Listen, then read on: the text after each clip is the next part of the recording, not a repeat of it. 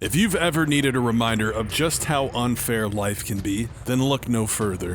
This is the story of the twins. Charlotte and Victor Deshayes, hopefully I pronounced that right, were a pair of conjoined twins born in the 17th century. Victor's lower body was attached to Charlotte's chest and he was noticeably much smaller than her. Basically, a small baby was fused to Charlotte's chest. Right around this time in the 17th century, the infamous Salem witch trials took place, where anyone who seemed a bit off were hunted down and lynched because the internet didn't exist and everyone believed ghosts and witches existed. Since Charlotte had a deformed baby physically strapped to her upper body, you won't be shocked to learn the twins and their sweet mother Madeline were accused of being witches. How could a normal human being give birth to such a monstrous deformity without the aid of some evil black magic? This would unfortunately mean the family was constantly under ridicule and on the run due to being hunted down by the ill-informed people of the 17th century. Their mother Madeline would eventually fall ill and exhausted from the constant life on the run. Charlotte had to step up to the plate and put food on the table. She went out and stole as much food as she possibly could for the fam from a nearby market. However, witch hunters from town would follow her back to their tent that night and set the forest ablaze. The family was ripped from their tent, with Madeline being clubbed across the head and knocked unconscious. A conveniently on-hand judge would call Madeline a witch due to her obvious demon spawn and sentenced her to death right then and there. I fucking hate this next part.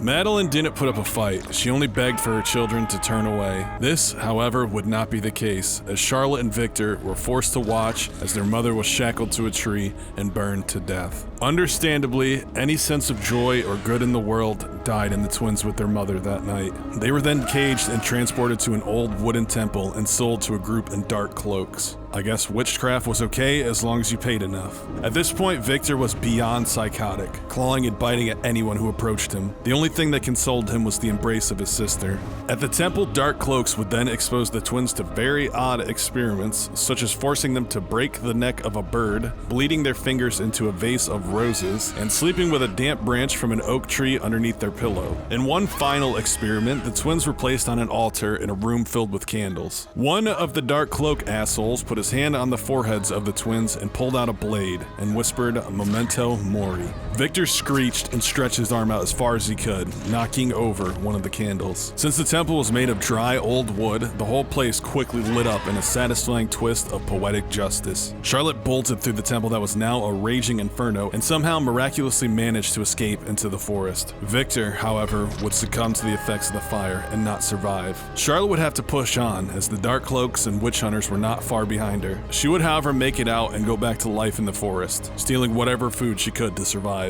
All the while, Victor's rotten, lifeless corpse still hanging from her chest. However, he never quite decomposed fully. Charlotte's blood coursing through Victor's corpse seemingly kept him from completely rotting off. She refused to let go of the only family she had left. Charlotte lived this way for years, but one frigid winter, her body would begin to break down. Sickle in hand, she hunkered down by her campfire, unsure if the witch hunters would get her before the cold did. Charlotte knew this was the end of the road for her, so she sat back and began to embrace the cold that would inevitably consume her. Suddenly, a vicious shriek would pierce her ears as Victor flew from her chest with a cloud of fog encompassing him. Before she could even begin to react to what the hell was happening, Victor landed on the ground and ran into the forest. Charlotte gave chase, and she would eventually catch up to Victor, sitting at the edge of a thick fog. She grabbed his arm, and the moment she did, any sense of serenity left her body. With a tight grip on her sickle, she charged into the fog, prepared to eviscerate any who set foot near her brother.